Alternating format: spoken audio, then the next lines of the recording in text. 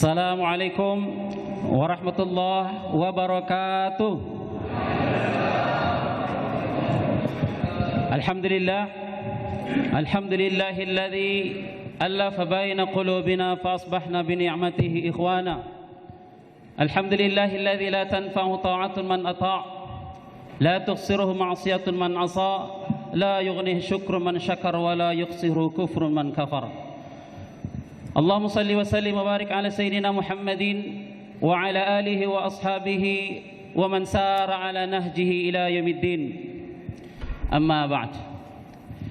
Pertama kali yang saya muliakan, yang kita hormati Bapak Bupati Kabupaten Karimun dan segenap jajarannya, yang kita muliakan guru kita, orang tua kita, Ketua Majelis Ulama Indonesia Kepulauan Riau, Kiai Haji Tengku Azhari Abbas, yang juga pada kesempatan ini bersama rombongan, ya. Dan yang tidak bisa kita lupa, yang kita muliakan juga narasumber kita yang alhamdulillah dipermudah oleh Allah untuk hadir dalam majelis ini dari pihak Ahlus Sunnah wal Jamaah, diwakili oleh Kiai Haji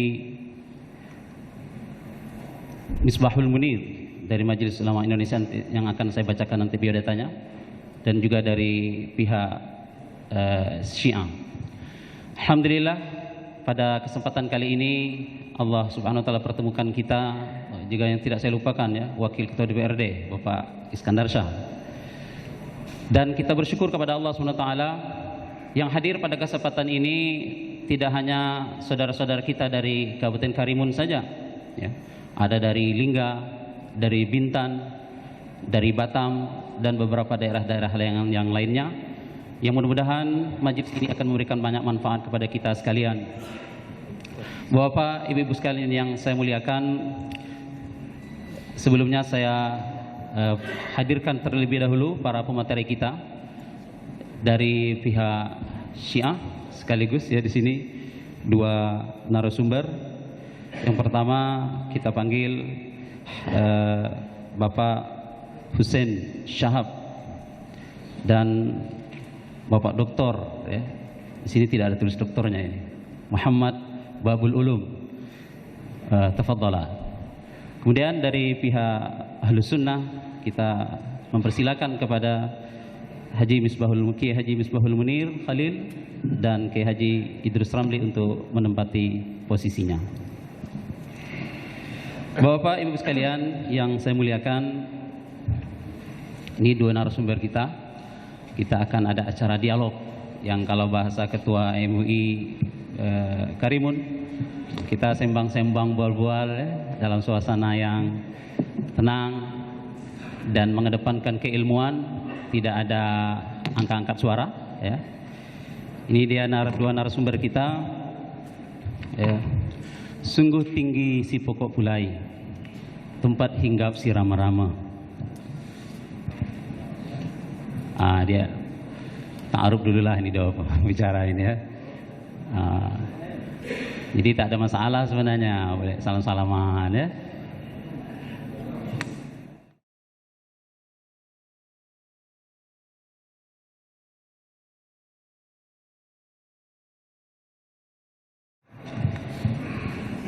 Saya ulang pantun saya, agaknya dari tadi kering-kering saja, tak ada pantun satu pun, ya.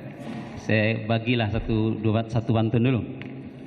Sungguh tinggi si pokok pulai, tempat hinggap si rama-rama.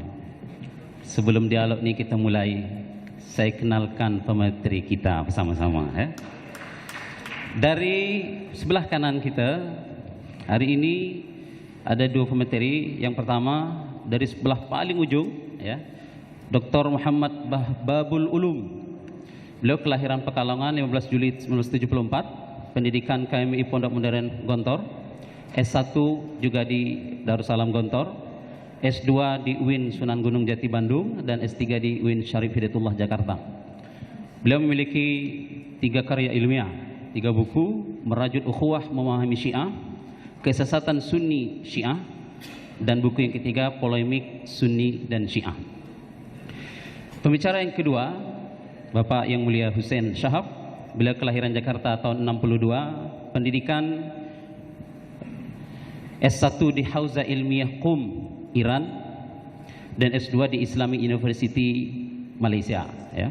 Beliau juga memiliki karya ilmiah, diantaranya dialog Sufi, ada 2 jilid. Kemudian yang kedua, Akhirnya Kutemukan Kebenaran, sebagai buku terjemahan. Di sebelah kiri saya, paling dekat dengan saya, tidak asing lagi mungkin ya, Kiai Haji Idrus Ramli. Beliau kelahiran Jember tahun 75. Pendidikan beliau di Pondok Pesantren Sidogiri, Pasuruan. Sekarang beliau sebagai Rois Syuriah PCNU Kencong. Ini mohon maaf nih bahasanya ini ya. Kencong atau kencong ini? Kencong, Jember. Beliau adalah Dewan Pakar Aswaja Center PWNU Jawa Timur dan Wakil Sekjen Majelis Intelektual dan Ulama Muda Indonesia MIUMI Pusat. Dan yang terakhir, Bapak Kiai Haji Misbahul Munir Khalil. Beliau kelahiran Probolinggo tahun 72. Sekarang sebagai anggota Komisi Fatwa Majelis Ulama Indonesia MUI Pusat dan pengurus Pusat Lembaga Dakwah Nahdlatul Ulama ya, PBNU. Baik, Bapak Ibu sekalian, saya tentu tak mungkin boleh berlama-lama sangat ya, karena kita sebenarnya ingin mendengarkan pemaparan dari kedua pemateri. Tapi sebelumnya kita tentu ada aturan main yang dah kita sepakati. Masing-masing peserta sudah dibagikan ada sekitar 14 aturan main. Tentu saya bacakan terlebih dahulu. Untuk menjaga ketertiban diskusi dan tanya jawab dalam acara Dialog Sunni Syiah di Gedung Nasional Tanjung Balai Karimun, maka dengan ini disusun tata tertib sebagai berikut.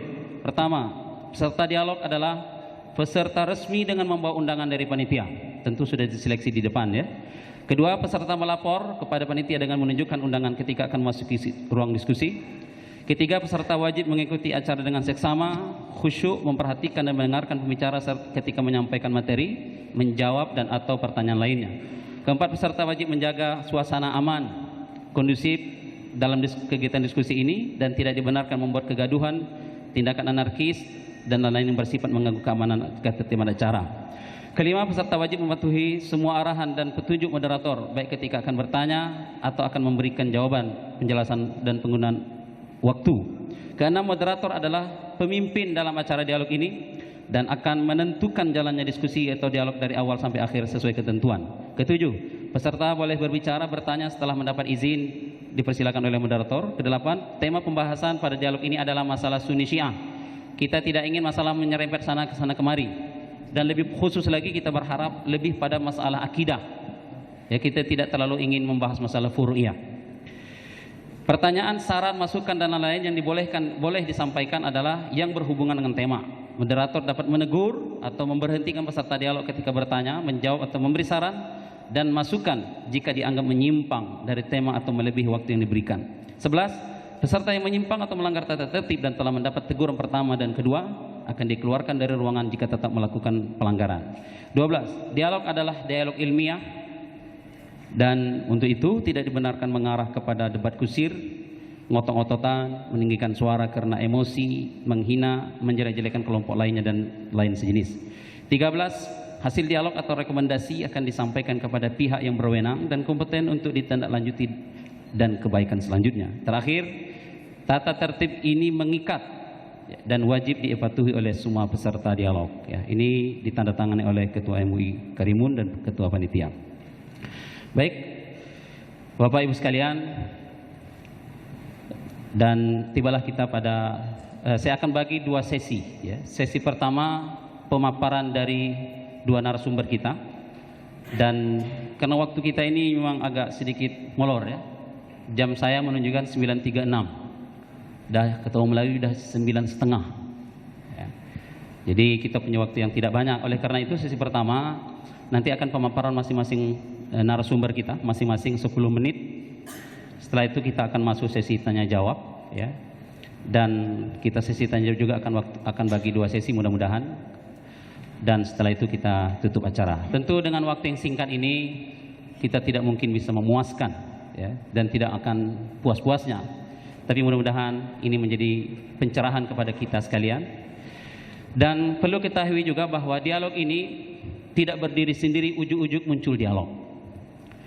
Karena ini sebelum muncul dialog ini itu sudah ada semacam bedah buku di Kota Batam. Ya, bedah buku, kemudian pelatihan para dai di Batam itu sampai 2 kali dengan menghadirkan narasumber dari Majelis Ulama Indonesia Pusat. Datang dari berbagai macam daerah termasuk utusan Karimun. Tapi waktu itu ada kegiatan musabaqah ya. Dan kemudian karena buku ini memang cukup masif menyebar di Batam oleh Majelis Ulama Indonesia.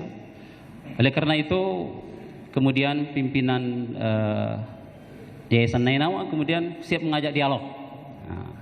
Dan ini sudah barang tentu karena judulnya saja sudah menjelaskan bahwa Syiah itu ada penyimpangan. Oleh karena itu pada kesempatan ini kita lebih efisienkan waktu. 10 menit pertama kita serahkan kepada salah satu dari 2 narasumber Syiah, ya semacam gayung bersambut lah, ya sebagai jawaban terkait dengan beredarnya buku ini karena sudah terlalu masif gitu. Dan untuk yang pertama kita persilakan dari salah satunya, siapa dulu ini? Pak Habib, kita kasih waktu 10 menit, falyatafaddal mashkura. A'udzu billahi minasyaitonir rajim. Bismillahirrahmanirrahim. Alhamdulillah wassalatu wassalamu ala Rasulillah wa ala alihi wa man walah wa la haula wa la quwata illa billah.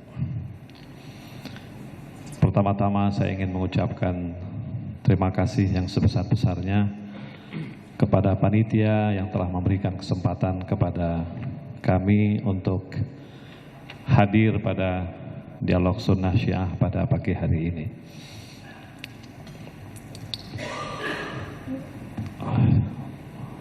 Saya ingin mengucapkan pertama-tama tahiyya Islamiyah kepada Bapak dan Ibu-ibu semuanya. Assalamualaikum warahmatullahi wabarakatuh. Yang terhormat Bapak Bupati Karimun yang kami muliakan, Bapak Ketua MUI Provinsi Kepulauan Riau, Bapak Ketua MUI Balai Karimun, para hadirin dan hadirat, saya cukup terkejut ketika ada sebuah rencana acara dialog sunnah Syiah di Pulau Karimun yang kecil ini. Karena saya melihat bahwa masyarakat Pulau Karimun ini adalah masyarakat yang sebetulnya tidak terlalu tahu tentang perbedaan sunnah dan Syiah.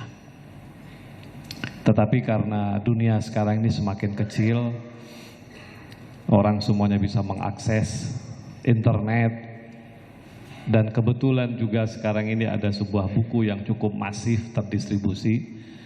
Akhirnya masalah sunnah dan Syiah ini sampai juga ke kota Balai Karimun. Dan alhamdulillah hari ini sepertinya kita ingin berdialog. Dan saya mendapati bahwa semua sambutan yang tadi diberikan, mulai dari Bapak Ketua MUI Balai Karimun sampai Bapak Bupati, semuanya sangat menginginkan dialog ini justru berakhir dengan sebuah kerukunan umat. Dan saya pikir itulah yang sangat kita harapkan. Karena bagaimanapun pluralitas umat ini tidak bisa kita lupakan, tidak bisa kita abaikan. Umat Islam sekarang ini di dunia maupun di Indonesia memang mereka terkotak-kotakkan pada mazhab-mazhab. Bahkan kalau kita melihat dunia Islam sekarang ini, dunia Islam itu terkotakkan pada mazhab-mazhab, walaupun jumlah mereka sesungguhnya cukup besar, 1,6 miliar kaum muslimin yang ada di dunia. Tetapi mereka terkotak-kotakkan pada mazhab. Paling besar memang perbedaan mazhab sunnah dan Syiah. Tetapi di dalam Syiah itu sendiri ada mazhab kecil, sebagaimana dalam Sunni juga ada mazhab kecil. Nah, perbedaan mazhab yang ada di dalam dunia Islam ini sebetulnya lahir daripada perbedaan penafsiran atas nas-nas yang ada. Al-Quran memang menyebutkan wa inna hadhihi ummatukum ummatan wahidah wa ana rabbukum fa'budun. Sesungguhnya umat ini adalah sebuah umat yang satu dan aku adalah Tuhan kalian, hendaklah kalian menyembahku. Memang umat Islam ini pada intinya adalah satu umat karena mereka disatukan oleh tauhid, beriman kepada Allah Subhanahu wa taala. Siapapun yang mengucapkan dua kalimat syahadat, mereka adalah umat Rasulullah sallallahu alaihi wasallam. Sunnah dan Syiah adalah umat Rasulullah. Mereka percaya kepada Allah, mereka percaya kepada Nabi Muhammad sallallahu alaihi wasallam, mereka percaya kepada hari akhirat. Adapun kemudian beberapa pilar-pilar akidah yang lain ada perbedaan, itulah yang membedakan satu madhab dengan madhab yang lainnya. Jadi misalnya kalau kita lihat di dalam madhab Asy'ari, kita melihat ada 6 rukun iman. Tetapi kalau kita lihat di dalam madhab Al-Mu'tazilah misalnya, yang juga merupakan bagian daripada madhab akidah Ahlus Sunnah wal Jamaah, mereka punya 5 pilar. Syiah pilarnya atau rukun imannya juga 5, berbeda dengan Asy'ari dan sama dengan Mu'tazilah. Al-Maturidi misalnya tidak menyebutkan jumlah rukun imannya. Salafi juga tidak menyebutkan jumlah rukun imannya. Apalagi kalau kita masuk misalnya ke madhab akidah Al-Jahmiyah dan sebagainya. Nah, karena itu perbedaan ini adalah sesuatu yang nyata yang ada di dalam tubuh umat Islam. Begitu juga dengan hukum fikih, madhab fikih. Itu juga kita melihat perbedaan-perbedaan yang ada. Misalnya dalam madhab Hanafi, sentuhan sesama dengan muhrim tidak membatalkan, madhab Syafi'i membatalkan. Atau misalnya Maliki membolehkan makan anjing, sementara madhab yang lain tidak membolehkan makan anjing. Nah, pertanyaan saya adalah, dari mana perbedaan ini muncul? Apakah perbedaan ini muncul sejak zaman Nabi? Tentu jawabannya tidak. Perbedaan ini muncul karena penafsiran yang berbeda dari nas-nas yang ada di dalam Al-Quran dan hadis Nabi. Jadi masalahnya adalah penafsiran. Syiah, lahirnya Syiah karena menafsirkan sebuah nas yang berbeda daripada Ahlus Sunnah menafsirkan sebuah nas. Dalam tubuh Ahlus Sunnah wal Jamaah juga begitu. Syafi'i misalnya menafsirkan sesuatu berbeda dengan Abu Hanifah menafsirkan sesuatu. Itu dalam hal fikih. Dalam hal akidah juga begitu. Perbedaan yang sangat besar antara Salafi Ibnu Taimiyah misalnya dengan Asy'ari adalah sesuatu yang cukup besar perbedaannya. Seperti misalnya ayat Al-Quran yang berbicara tentang Ar-Rahmanu 'alal 'arsy istawa. Bahwa Al-Quran, bahwa Allah Subhanahu wa ta'ala yang Maha Rahman istawa di atas arash. Perbedaan yang cukup besar antara Ibnu Taimiyah dengan Abul Hasan Al-Asy'ari. Nah, begitu juga dengan Syiah. Syiah berbeda dengan Abul Hasan Al-Asy'ari, juga berbeda dengan Salafiyah, juga berbeda dengan Mu'tazilah dalam hal yang nasnya itu tidak memberikan sebuah penjelasan kecuali penafsiran-penafsiran yang berbeda-beda. Yang berbeda-beda itu. Karena itu Bapak dan Ibu-ibu yang sangat saya muliakan, kita tidak bisa menafikan berbagai mazhab yang ada di dunia ini dan juga di Indonesia. Yang sangat kita butuhkan adalah kedewasaan di dalam menyikapi perbedaan itu. Indonesia punya satu prinsip yang luar biasa yang dilahirkan oleh para leluhur kita, Bhinneka Tunggal Ika. Berbeda-beda tetapi kita satu tujuan. Berbeda-beda, beraneka ragam dalam beragama, dalam bermazhab, dalam bangsa, di dalam ras dan sebagainya, tetapi kita memiliki satu tujuan. Dan itulah tujuan yang sangat kita damba-dambakan, memahami perbedaan satu dengan yang lain, berbesar hati perbedaan satu dengan yang lain, bersatu di dalam membangun bangsa dan negara Indonesia, sehingga umat Islam di Indonesia menjadi sebuah umat yang besar, sebagaimana firman Allah Subhanahu wa taala, kuntum khaira ummatin ukhrijat linnas. Dan inilah yang sangat diharapkan oleh orang-orang Syiah. Di Indonesia orang-orang Syiah memang tidak banyak, tetapi sesungguhnya Syiah itu sudah ada di Indonesia berabad-abad yang lalu.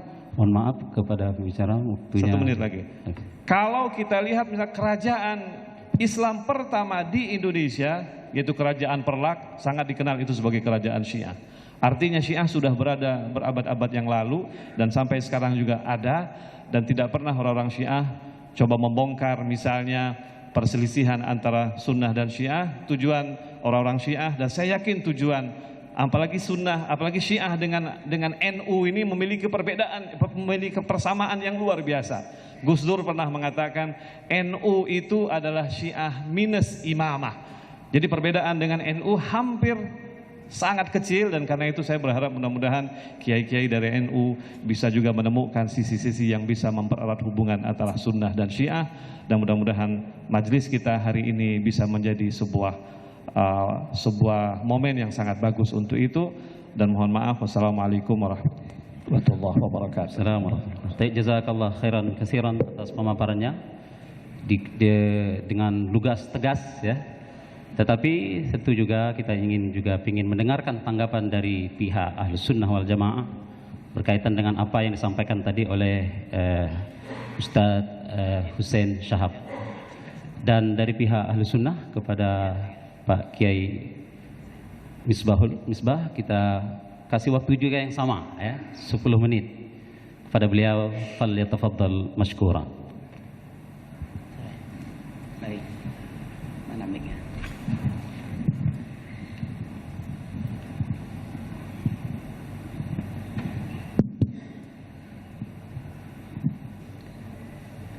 Assalamualaikum warahmatullahi wabarakatuh. Bismillah, alhamdulillah, la hawla wa la quwata illa billah, wassalatu wassalamu ala rasulillah wa ala alihi wa ashabihi wa man tabi'ahu wa wala amma ba'du. Singkat saja, kami dari Majelis Ulama Indonesia diutus untuk sosialisasi buku ini. Kemudian apa persoalannya? Persoalannya sederhana. Majelis Ulama melihat perbedaan seperti yang disampaikan tadi mungkin terjadi. Tetapi Majelis Ulama tidak akan membiarkan penyimpangan.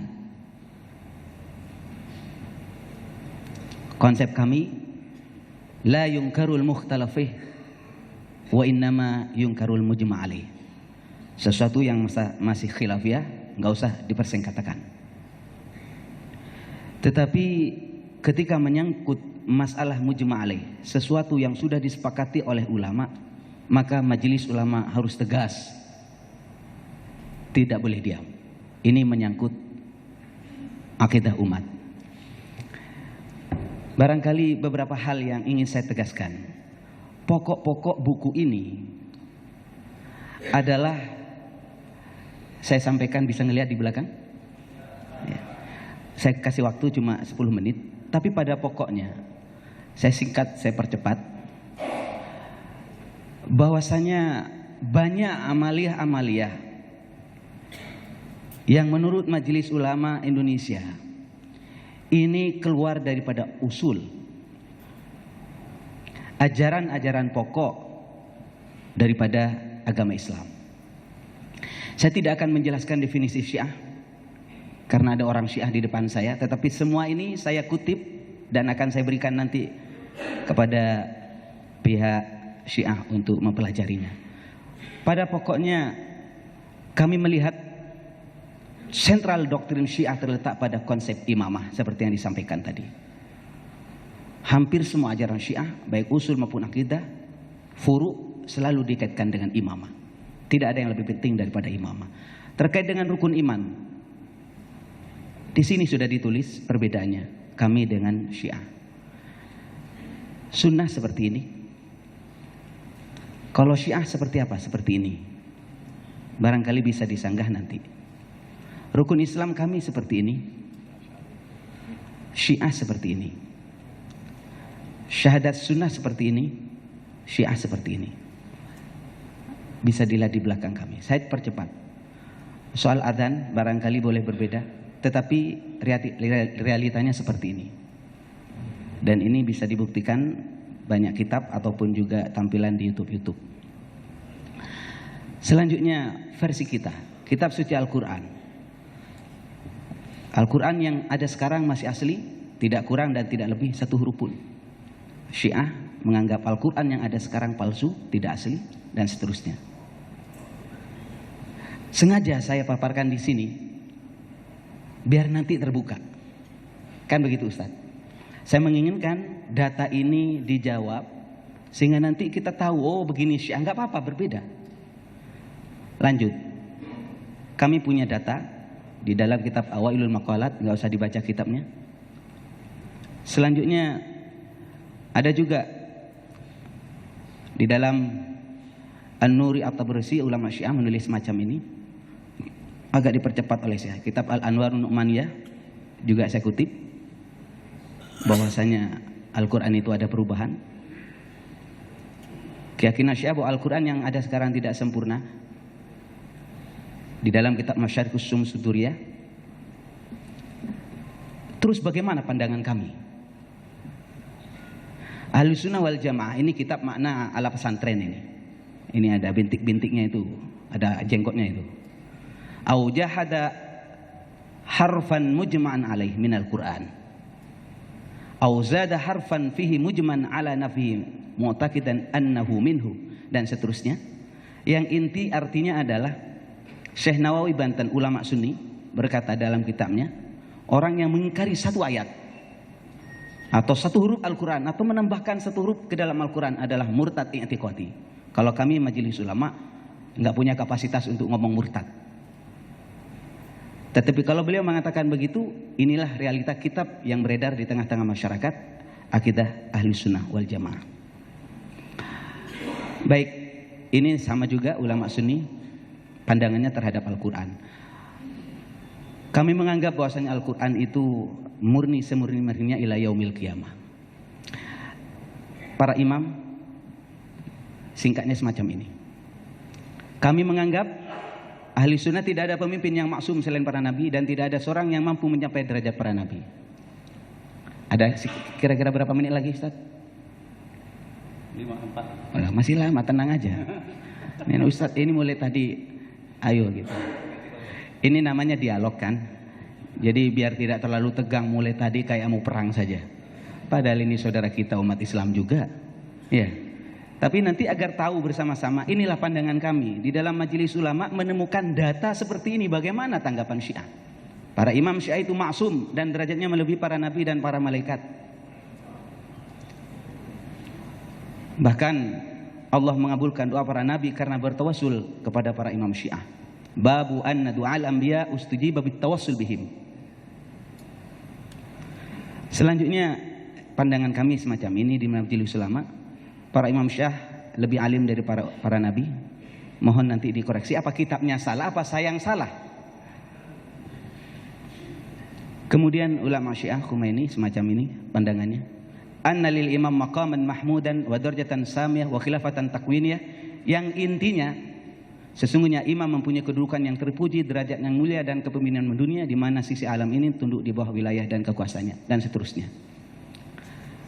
Ulama Syiah, kehebatan Sayyidina Ali melebihi Rasulullah. Bukan provokatif, tapi kitabnya saya kutip di dalam kitab Al-Anwarun Nu'maniyah semacam ini, yang digaris bawah itu. Fa innahu utiya syaja'atan, dan seterusnya, 3 keistimewaan Ali yang tidak dimiliki oleh Nabi Muhammad SAW. Inilah poin-poin kami yang nanti barangkali kita bahas lebih lanjut lagi. Sehingga mengapa kami harus berdialog? Jangan hanya ngomong sendirian. Kami ngomong, oh Syiah begini, Syiah begini. Pak Jalaluddin Rahmat mengatakan, udahlah orang Sunni jangan ngomong tentang Syiah. Atau sebaliknya orang Syiah jangan ngomong tentang Sunni, masing-masing saja. Tapi kan dialog boleh. Sehingga nanti terbuka data dan fakta. Oh begini Sunni, kenapa menjadi mayoritas di Indonesia? Karena Sunni kelakuannya macam begini. Oh kenapa Syiah tidak laku di Indonesia? Oh karena begini, kan enak. Itu saja barangkali. Kemudian terkait dengan paling parah, yang barangkali yang perlu jadi catatan adalah soal sahabat. Bagi kami punya tradisi waktu sholat itu, sholat tarawih Pak Kiai. Kalau sholat itu disebut Sayyidina Umar ibn al-Khattab radhiyallahu anhu gitu kan. Sayyidina Abi Bakrin Siddiq radhiyallahu an. Kami melihat di dalam kitab-kitab Syiah kok tidak seperti itu. Mohon kami penjelasannya nanti. Inilah barangkali terkait putri Nabi juga demikian. Yang putri Nabi buat kita itu Zainab, Ummu Kulsum, Fatimah, Ruqayyah. Tapi orang Syiah mengatakan tidak demikian. Yang putri Nabi hanya satu, yakni Fatimahuz Zahra. Syiah melecehkan keluarga Nabi dan seterusnya banyak. Barangkali saya singkat saja. Saya lebih suka nanti dialog. Sehingga nanti temuan-temuan semacam ini kalaulah bisa dibantah-bantahlah. Kami tidak seperti itu. Syiah di Indonesia tidak seperti itu. Silakan jawab. Saya kira demikian pengantar kami. Pokok-pokok daripada pandangan kami Majelis Ulama Indonesia sehingga memunculkan buku ini. Dan kemarin datang ke kami dari Iran 2 orang ke Majelis Ulama Indonesia Pusat menyoal juga buku ini. Saya kira saya batasi demikian. Dan yang terakhir soal fatwa yang di Jawa Timur yang sudah ditulis di sini dikutip bahwasana Syiah itu termasuk kelompok yang dhalun mudillun, itu berdasarkan waqi' kejadian yang ada di sana, ada timbul dan terekam dengan jelas menit keberapa, jam keberapa, ada sabbus sahabah, mencela sahabat, melaknat sahabat. Sehingga perilaku semacam ini ya jelaslah. Jangan tanya ke ulama NU atau MUI. Hadratus Syekh Hasyim Asy'ari sudah mengatakan sabbus sahabah. Jangankan sabbus sahabah, mencela orang tua kita siapa yang mau sih? Oke. Apalagi orang kita mulai. Terima kasih. Assalamualaikum warahmatullahi wabarakatuh. Waalaikumsalam warahmatullahi wabarakatuh. Ya silakan. Kasih aplaus. Ada agak pancing-pancing sedikit lah ya. Jadi tarik ulur macam main layang-layang sedikit. Oleh karena itu jadi ada jual pantun, beli pantun, jual lagi pantun. Nah, untuk itu pada sesi yang pertama ini kita tuntaskan kepada 4 narasumber kita, kepada Ustadz Dr. Muhammad Babul Ulum. Beliau ini senior saya di pesantren rupanya ya. Ketemunya di Karimun. Kita persilakan kepada beliau untuk juga memberikan tanggapan dan secara waktu sama ya. Kita berikan waktu 10 menit, berarti hingga pukul 10:11 kepada beliau. Ini pakai jam saya ya. Kepada beliau dipersilakan. Fadhal. A'udzubillahi samil alim minasyaitonir rajim. Bismillahirrahmanirrahim. Alhamdulillah rabbil alamin. Wassalatu wassalamu ala sayyidina Muhammadin wa ala alihi wa ashabil mayamin al-muntajibin. Amma ba'd. Bapak-bapak, Ibu sekalian yang saya hormati, Assalamualaikum warahmatullahi taala wabarakatuh. Pertama-tama saya aturkan terima kasih kepada dan salam hormat saya kepada Bapak Bupati, juga kepada dan beserta jajaran Musbida dengan Bapak MUI Kepri ya, Kepulauan Riau, juga Bapak MUI Kabupaten Karimun yang telah bersedia memfasilitasi acara ini. Tadi oleh moderator sudah disepakati bahwa kita akan membahas masalah-masalah akidah saja, yang terkait dengan akidah saja. Tadi yang disampaikan oleh Pak Kiai Misbah Munir itu banyak ya, ada di situ akidah, ada kemudian di situ fikih, furu'iyah dan segala macam. Saya sebelumnya ingin mencoroti saja istilah akidah, syariah dan fikih segala macam. Bagi pandangan saya pribadi, oke, sebelum nanti saya kepada buku ini ya secara akademisi, kita harus membedakan Islam sebagai akidah dengan Islam sebagai agama. Ya. Islam sebagai akidah, itu contohnya apa? Itu maaf kalau ada yang dari P3 itu akidahnya Islam, rumah besar umat Islam. Sekarang apakah ketika orang tidak masuk P3 disebut dia bukan orang Islam? Itu Islam sebagai akidah. Saya kira kita harus bedakan seperti itu. Islam sebagai agama tentu berbeda, ya. Makanya ini kita perlu jelaskan dulu seperti ini. Karena itu juga pembagian akidah yang tadi disebutkan bahwa Syiah akidahnya berbeda karena akidahnya tidak sesuai dengan akidah Ahlus Sunnah yang 6 itu ya, rukun imannya yang 6. Itu kan pengkategorian yang dibikin oleh para ulama. Ya, pengkategorian itu bisa berbeda, tapi esensinya sebenarnya sama. Akidah Syiah juga isinya akidah Syiah, walaupun akidahnya ditulis di sini 4. Tapi pada prinsipnya juga sangat meyakini dan sama keyakinannya dengan keyakinan akidah dalam akidah rukun iman dalam kategori sunnah. At-tauhid. Memang di Syiah tidak disebutkan percaya kepada malaikat, tapi at-tauhid itu sudah di situ masuk all in one dengan keyakinan terhadap malaikat. An-nubuwah itu sudah termasuk gitu keyakinan dengan nabi, juga keyakinan dengan kitab-kitab suci yang diturunkan kepada para nabi. Itulah salah satu sebenarnya perbedaan interpretasi ya, perbedaan interpretasi. Tadi disebutkan oleh Ustaz Husain, perbedaan sebenarnya adalah perbedaan interpretasi, perbedaan tafsir. Ya, ketika sudah masuk ke dalam tafsir itu bukan hanya pada Syiah sama Sunni. Di antara sesama Sunni pun itu pasti terjadi perbedaan. Bahkan tadi di antara madhab Asy'ari dengan madhab Salafi dan Wahabi Ibnu Taimiyah segala macam itu perbedaannya sangat besar. Bahkan kalau boleh meminjam istilah Gus Dur, perbedaannya bainas sumuri was samai. Perbedaannya antara sumur dengan langit, itu kata-kata Gus Dur. Nah, karena kita tadi ingin merajut uhwah ya, saya juga sudah menulis buku saya itu judulnya Merajut Uhwah Memahami Syiah ya. Merajut Uhwah Memahami Syiah itu buku hasil daripada riset disertasi saya di Gontor, di alma maternya Pak moderator kita ya. Ini riset saya di Gontor, judul aslinya adalah Masdarut Tasyri' inda Madhabil Ja'fariyah. Saya yakin bahwa orang-orang yang menyesatkan Syiah itu karena dia tidak memahami apa itu Syiah.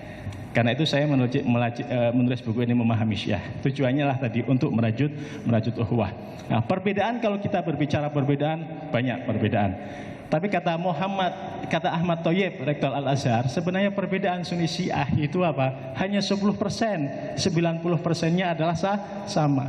Kenapa kita umat Islam itu mempermasalahkan yang 10% dan meninggalkan kesamaan yang 90%.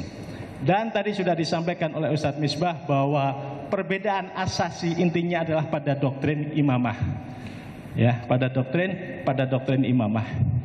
Saya punya tesis, sebenarnya perbedaan Sunni Syiah itu adalah perbedaan interpretasi. Oke, tesis saya seperti itu, ya. Syiah meyakini 12 imam. Ya. Nanti apakah itu maksum segala macam itu sebenarnya diskusi yang lain. Sekarang Syiah meyakini 12 imam. Dari mana Syiah meyakini 12 imam itu? Ini ada dalam riwayat Sahih Muslim ya. Kitab Muslim di sini disebutkan bahwa umat ini akan selalu, agama ini akan terus tegak berdiri selama masih adanya 12 khalifah atau 12 amir ya. La yazalu amrun nas ma'jan ma'wal yawm isna asyara rajulan. Itu kata-katanya pertama isna asyara rajulan, lahum di sini yang riwayat lainnya la yazalul islamu azizan ila isna asyara khalifah. Ya, karena ketika masih adanya 12 khalifah itu ataupun ya 12 khalifah itu, maka dunia ini akan terus tegak berdiri. Nah, sekarang siapa itu yang 12 khalifah yang diwartakan di dalam kitab Sahih Muslim ini? Nah, Syiah itulah meyakini bahwa 12 khalifah itu adalah 12 imam. Itu. Ya, Sunni meyakini yang 12 khalifah itu bukan 12 imam. Ya, itu adalah interpretasi Sunni. Syiah melakukan menginterpretasikan seperti itu boleh apa tidak? Itulah tadi saya sampaikan bahwa perbedaan kita adalah perbedaan pada interpretasi. Ya. Kemudian masalah buku ini tadi, buku ya, karena memang tadi sebabnya ini juga karena sebab gara-gara buku ini kemudian ada ini ya.